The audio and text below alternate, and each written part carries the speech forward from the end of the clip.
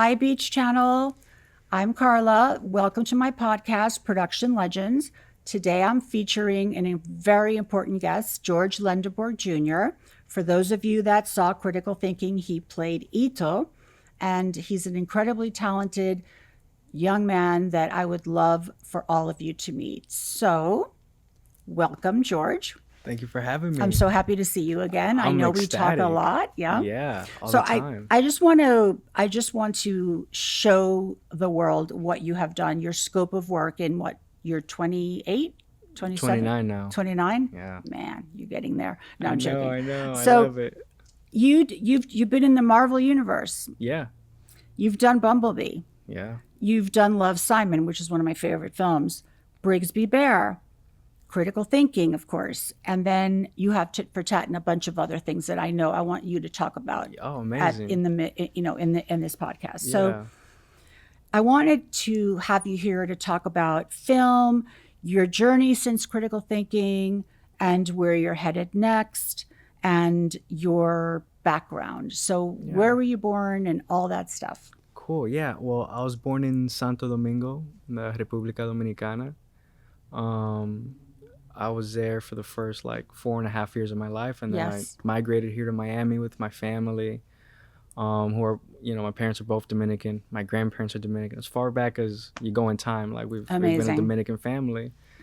And yeah, I got to the States only knowing Spanish, which was, I'm sure you can imagine, I pretty was the same way. difficult. Yeah. You're over here and you feel like a fish out of Mm-hmm. water. I felt like that for a long time, and then I started watching TV, and TV started helping me learn English, and then I fell in love with like the Fresh Prince of Bel-Air, and like all I wanted to do was be like Will Smith. But yeah, just a kid who was really a fish out of water, struggling, just searching for his identity in like this new culture. And my dad and I, we weren't really like, we didn't bond over like football or basketball, but we did bond over movies. We go to the movie theater 2-3 times a week, Yes. all through the summer, like those films that they give the kids to watch, like for Mm-hmm. $1, $1.50 or Mm-hmm. something like that. So we go watch everything and anything. I remember the first time I saw E.T., or I don't know, all these other movies. And that kind of slowly like developed into like a love for for for filmmaking, for the for for the the craft, craft, for the right? theaters, for what it does to people, for how it Yep. made me feel. And it's not that I exactly at like 6 or 10 wanted to be an actor just yet. Like I wanted to be But a video something game. something Yeah, sparked in it became a you. Yeah. passion for sure. Hmm. I spent some time wanting to be a video game creator when I was like 10. Then I wanted to be a professional skateboarder when I was like 14. And then by the time I was like 16 and a half, I was like, I finally landed on like, This I is what want, I want to this is do. what I want to do. Yeah. And by the way, you do it very well. Thank you so So much. I have to start with critical thinking because that's where our paths cross for the first time. Lucky me. Lucky me. No, no Ah, way. okay. Well, I think I wanted to ask you what you thought about living in Miami, being in a movie that is uniquely a Miami story.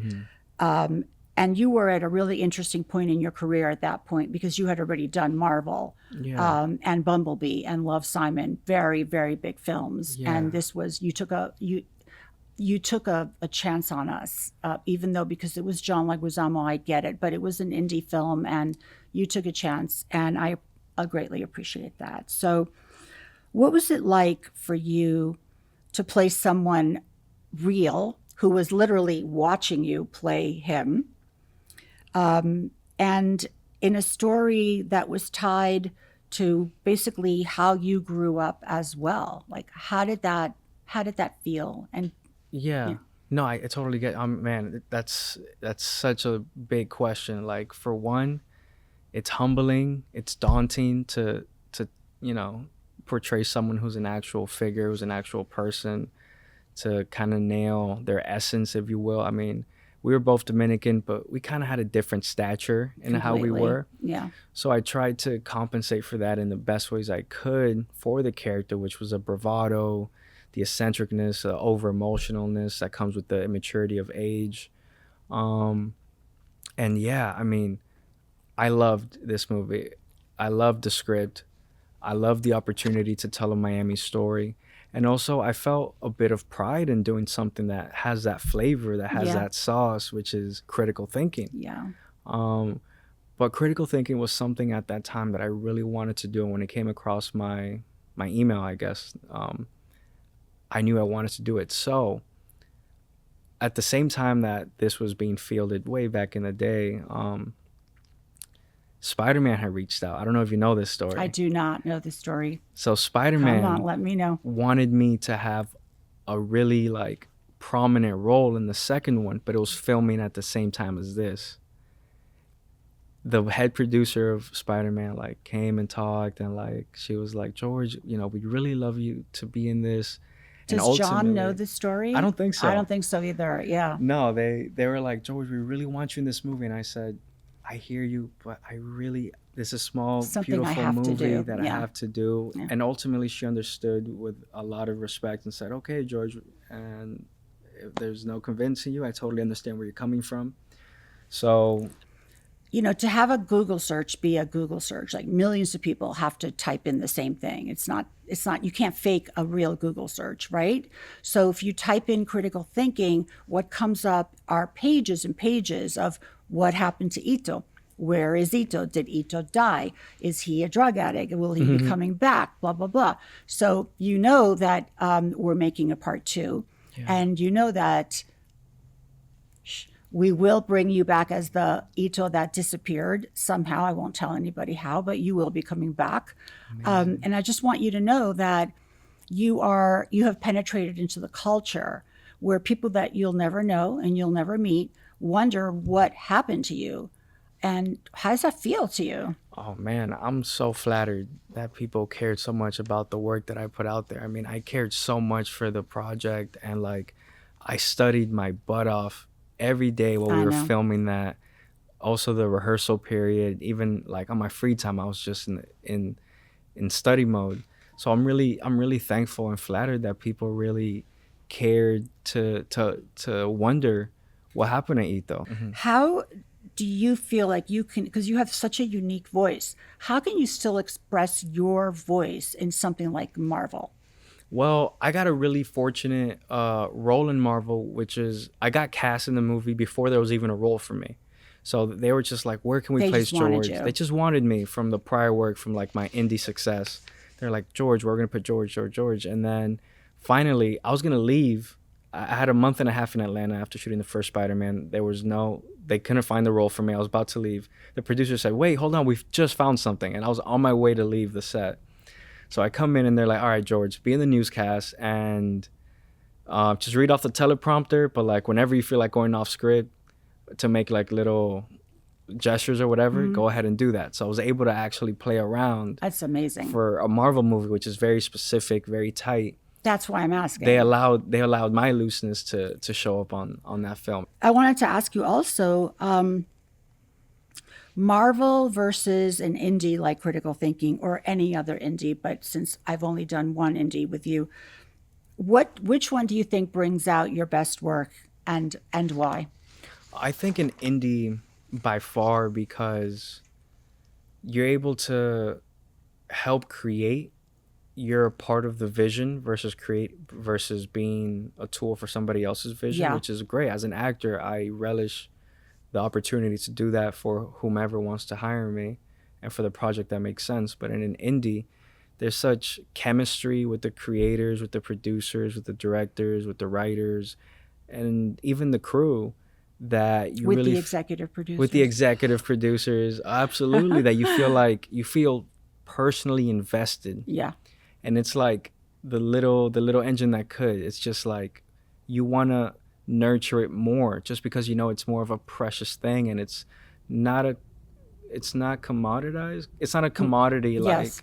Like no, I understand what you're saying. Yes, no, it for has sure. a heart, and when it has a heart, you can't help but feel for another thing that breathes. I wanted to ask you, you're developing your own original film and stage projects.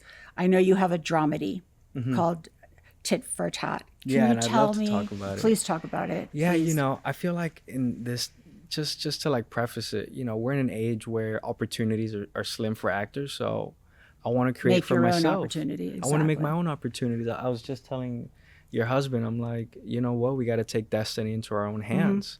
So I want to write my own stuff. You know, I'm working with my dad on a project, a friend with a project, and then this one with my girlfriend, just to see whatever catches fire first. But ultimately, I think I've talked to you about this project You have. where we talk about like the drug trade in the 80s.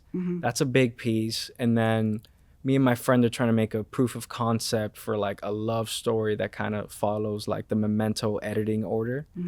But now I'm really just falling in love with this story, tit for tat, because like I'm making a story in Miami for Miami that can be done incredibly cheap. Like I'm planning to shoot it all on an iPhone, and that idea excites me, to cut costs wherever possible.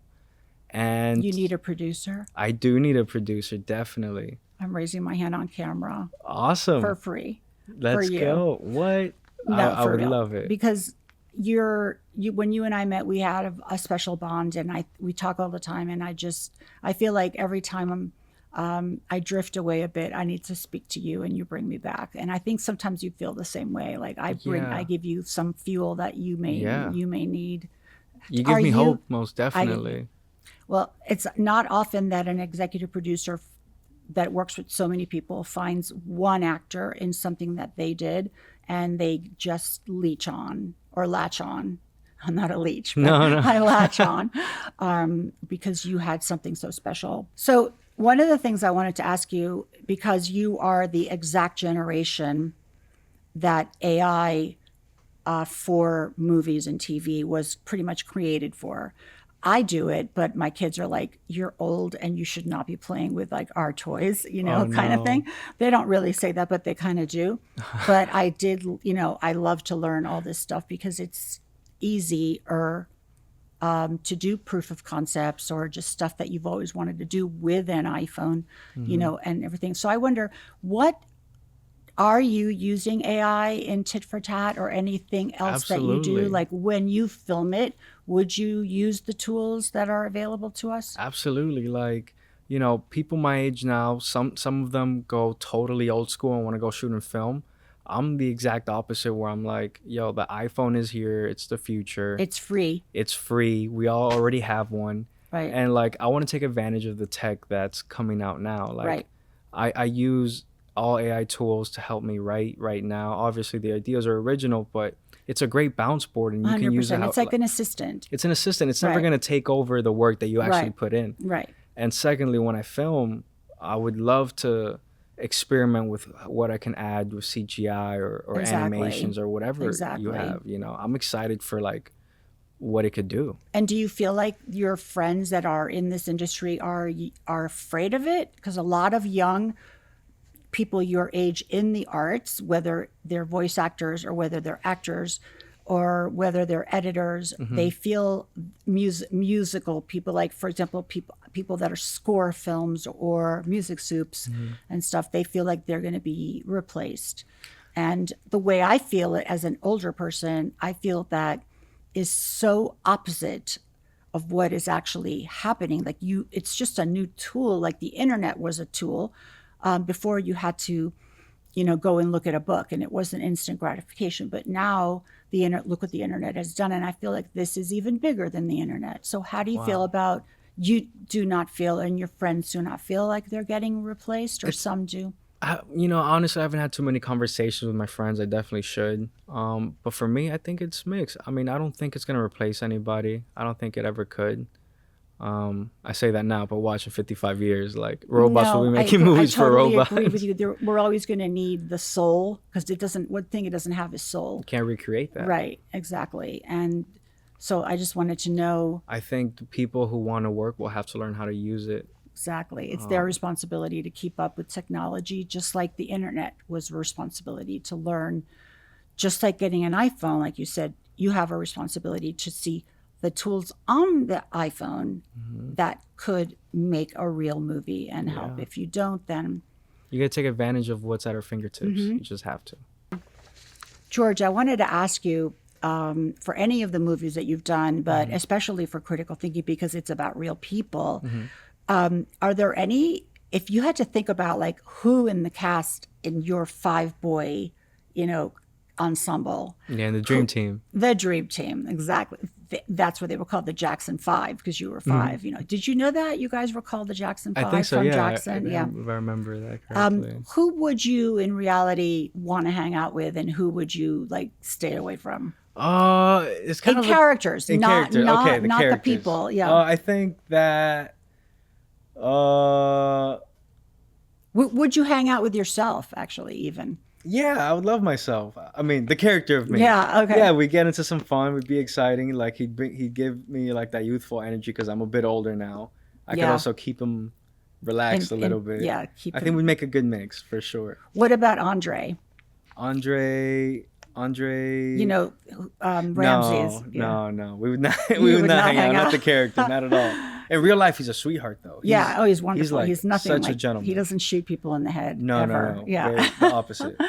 Yeah. So, Yeah. and who do you have one memory that you often go to when you think of the film or think of the time where you had to yeah. rehearse and the year before? That's it and all right there. that? The rehearsal period, getting to know everybody, but also doing it within the craft. You got to like. I think there's not only that, also meeting everybody for the first time. Like I met Angel for the first time back in Hollywood, back in LA. And it was like, hey man, we're making a movie. It was kind of like that. is We're really insane. doing this thing. I was like, And then yeah, John man. Leguizamo, who I know all of you. That's crazy, You were yeah. his. I mean, he was everybody's hero, Totally. being Latino, and you guys all being Latino. So that must have been pretty. It was amazing. Strange. A dream come true, like dream come Pinchman true. type thing, Yeah. for sure. Yeah. Yeah. I'm happy to hear that about writing your own stuff versus acting in somebody else's Mm-hmm. written stuff. What do you? How do you feel? Like what do you like better? And I know you don't have to say your own stuff because sometimes it's easier to have somebody else act in the things that you write. But how do you feel about that? Yeah, I'm curious. I don't think I'm good at writing for myself, to be honest. I feel like I make characters that are super different than me. I love when there's a solid script. I love the opportunity to transform for a role, to be different than myself as much as I possibly could whenever the role lends itself to that. So for me personally, I love exploring text Somebody else's genius. yeah, on somebody paper. else's genius, absolutely, versus my own. And for my own, I'd rather other people explore what I have to say and see the combination Yeah. and the culmination of that kind of art Yeah. being created. Well, I have a surprise for you because I know that when the film ended, there was like no ceremony about. I didn't give you any like party favors or anything like that. I don't know if you got any of the merch that was around. So I brought you something. We can't open it now, but So cool. here is the big poster. The big poster. The big poster. Let's go. So It's amazing. that's yours. I knew that Thank you'd you be so happy. much. It's my pleasure. I'm honored that you came today. I love seeing my you. pleasure. I love seeing you, and I wanted the Likewise. world to see your usual sharp wit and the fact that you speak like a politician in a good way. Thank you. You know, No, I appreciate it. You do, and I appreciate it. I appreciate it. I appreciate it. Yeah, shake your hand. I appreciate it. Yeah, Of course. no, but seriously, you are magic, and you're magical. And I've seen a lot of people, but you have a special something. I So can't nice. put my finger on it, but I just wanted the world to hear that, and for you to hear that again. So, Thank is you there so anything, much. Is there anything that you want to add to the end of the podcast? No, I think that's everything. Thank you so much. This was a pleasure, and I always love talking to you. Likewise. Thank you for watching. Again, this is the Beach Channel with Production Legends, George Lendeborg Jr., and thank you so much for watching. Peace out.